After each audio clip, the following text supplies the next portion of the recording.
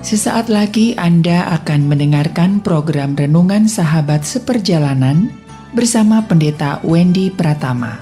Selamat mendengarkan.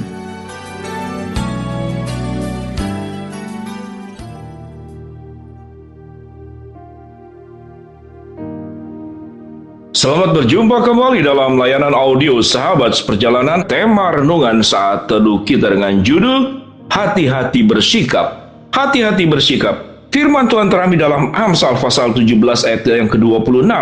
Mengenakan denda orang benar adalah salah. Memukul orang mulia pun tidak patut. Mari kita berdoa. Bapa yang di dalam surga, biarlah kami berhati-hati di dalam bersikap. Sehingga sikap yang kami lakukan, sikap yang kami ambil, dan sikap yang kami buat adalah sebuah sikap yang benar di hadapan Tuhan. Dalam nama Tuhan Yesus kami berdoa. Amin. Shalom sahabat seperjalanan yang dikasihi Tuhan. Kita mengenal pepatah yaitu bermuka dua. Kita mengenal pepatah yaitu seperti ular berkepala dua. Kita mengenal pepatah si penjilat. Kita mengenal pepatah si munafik. Kita mengenal pepatah si oportunis. Ini semua dosa-dosa dan sikap-sikap buruk yang bisa dilakukan oleh siapapun juga. Biasanya tatkala kita berada sebagai seorang bawahan dan kita punya atasan, maka kecenderungan tergoda untuk menjadi seorang penjilat kepada atasan itu bisa terjadi kepada siapapun juga. Maka sikap ini adalah sikap yang keliru. Tatkala kita kemudian menjadi orang yang punya kesempatan, tatkala tidak dilihat orang lain, hati-hati bersikap. Kita bisa mengambil sesuatu yang sesungguhnya adalah hak milik orang lain. Ada seorang anak remaja tatkala mengikuti sebuah konser dari Blackpink yang ada di Jakarta. Dia sudah mendapatkan tiket, tempat duduk sudah persis. Ternyata sampai di tempat konser, tempat duduknya sudah diduduki oleh orang lain.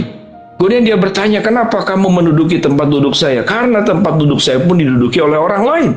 Bayangkan sahabat seperjalanan. Tapi yang bersangkutan kemudian sudah mengalah saja, cari tempat duduk yang lain. Prosesnya seperti apa? Saya kurang tahu. Namun itulah ada dua sikap yang dilakukan. Yang pertama adalah sikap dia betul tempat duduknya diambil orang lain dan dia melakukan perkara yang sama. Dia mengambil tempat duduk orang lain yang untuk nonton konser. Sementara sikap yang diambil oleh orang yang punya hak yang sama, dia tidak kemudian menuntut atau menyuruh pindah atau harus meninggalkan tempat duduknya. Dia kemudian memilih mengalah saja. Mana yang benar? Maka sahabat seperjalanan, pilih sikap mana yang benar. Tentu kita bisa melaporkan. Namun dalam kondisi crowded, puluhan ribu orang menonton konser dari Korea K-pop yang demikian luar biasa, maka tidak lagi mudah untuk menyelesaikan masalah itu. Itulah pilihan-pilihan sikap.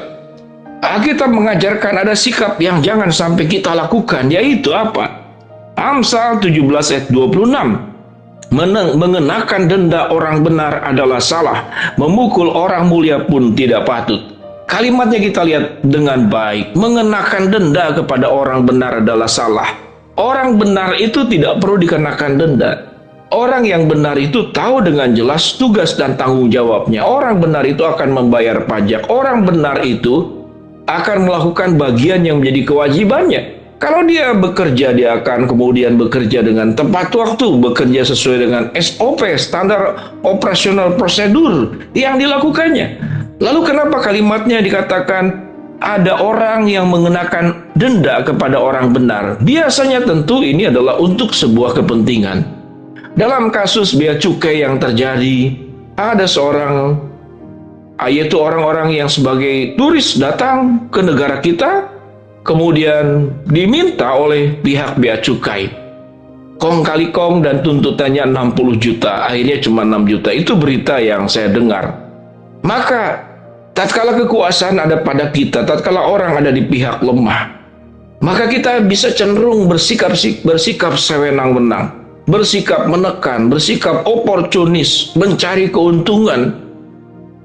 Jadi orang yang bawah itu ditekan, namun orang yang atas itu dijilat. Bayangkan betapa sebuah dosa yang luar biasa di hadapan Tuhan. Menekan ke bawah dan menjilat ke atas. Alkitab mengajarkan bahwa orang benar jangan mendenda orang yang benar. Itu adalah salah. Memukul orang mulia pun tidak patut. Apa itu orang mulia? Tatkala kita membaca dalam kitab Amsal ini, Tidak pernah ada kaitan di dalam firman Tuhan, orang-orang mulia itu adalah karena dia raja. Tidak ada catatan di dalam Alkitab, orang-orang mulia itu adalah karena dia kaya. Tidak ada catatan di dalam Alkitab bahwa orang-orang mulia itu karena punya sebuah keberhasilan. Seseorang yang dimuliakan oleh Allah, seseorang yang diperkenan oleh Allah, tatkala hidupnya benar di hadapan Tuhan, mungkin dia orang miskin, mungkin dia tidak terdidik karena tidak punya kesempatan mengenyam pendidikan sebanyak yang sahabat seperjalanan alami, tapi dia mulia di hadapan Tuhan. Karena mengapa? Karena hidupnya benar, hidupnya menjaga hati untuk tidak berdosa, hidupnya menjauhi daripada iri hati, hidupnya menjauhi daripada kehidupan yang serakah dan keinginan untuk mencelakakan orang lain. Mungkin saya boleh kategorikan itulah orang-orang mulia. Orang-orang mulia itu yang mau bekerja keras dengan tangannya sendiri. Orang-orang mulia itu tidak akan berdiri di atas batu yang didirikan oleh orang lain. Orang-orang yang mulia itu tidak akan kemudian naik tangga kesuksesan dengan cara menduduki orang lain. Itu adalah orang-orang mulia. Oleh sebab itu, sahabat seperjalanan, kita perlu berjuang untuk hati-hati bersikap dalam segala hal. Kenapa? Kita seringkali menjaga sikap karena budaya mengharuskan seperti demikian. Bertemu dengan orang harus menunduk, mengucapkan salam, nada bicara jangan tinggi. Kepala kita tidak boleh lebih tinggi dari atasan kita.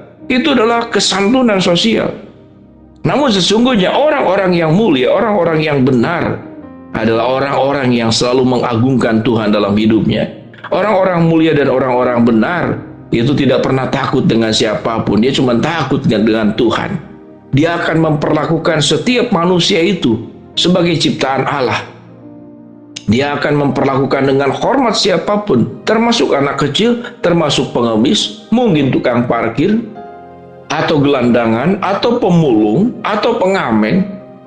Tatkala mereka memang melakukan semua kehidupannya itu dengan benar, maka mereka juga adalah orang-orang mulia di hadapan Tuhan.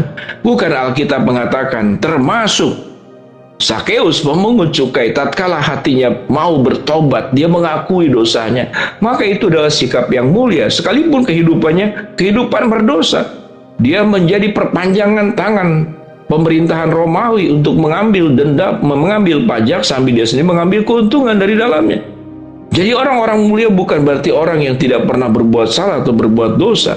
Tapi orang-orang yang mulia, orang-orang benar adalah tatkala dia sesudah datang kepada Tuhan, dia mengubah kehidupannya agar kehidupannya menjadi benar, kehidupannya menjadi mulia di hadapan Tuhan. Dari penjelasan uraian yang disebutkan tadi, mari sahabat seperjalanan, kita menjadi orang-orang yang berhati-hati bersikap. Jangan sampai kita jatuh di dalam dosa, menjadi penjilat ke atas dan menjadi orang oportunis menekan ke bawah. Biarlah segala kemuliaan buat Tuhan. Mari kita berdoa. Bapa yang di dalam surga, terima kasih buat kebenaran firman Tuhan. Jadikan kami sebagai orang benar dan orang mulia, dan kami punya hati-hati dalam bersikap dalam kehidupan ini. Hamba-Mu berdoa bersahabat seperjalanan yang sedang sakit, Tuhan jamah sembuhkan. Sahabat seperjalanan yang sedang menghadapi masalah, Tuhan bukakan jalan. Sahabat seperjalanan yang sedang berdoa mengharapkan sesuatu kepada Tuhan, Tuhan akan kabulkan dengan cara dan waktunya Tuhan. Biarlah kami dijadikan sebagai orang-orang yang hidupnya menjadi mulia dan benar dengan hati-hati di dalam bersikap. Inilah doa kami, dalam nama Tuhan Yesus kami berdoa. Amin. Shalom sahabat seperjalanan, Tuhan memberkati kita semua.